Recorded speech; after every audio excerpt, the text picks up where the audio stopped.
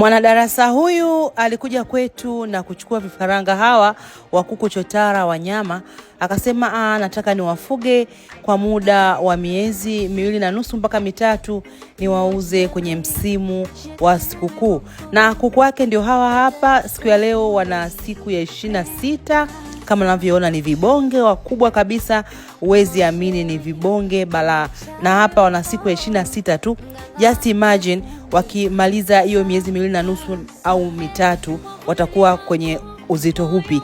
Hapa walipo wana uzito wa kilo 1. Ni wakubwa sana kama mnavyowaona. Vifaranga vya aina hii vya kuku chotara wa nyama utavipata kwetu Fuga Kuku Business Solution. Tunavyo kila siku ya Jumanne. Unavipata kwa kuweka oda. Kama unahitaji basi wasiliana na sisi ili ya kwamba uweze kuweka oda. Mikoani tunatuma kwa uaminifu mkubwa. Wai Christmas, wai mwaka mpya, karibu sana.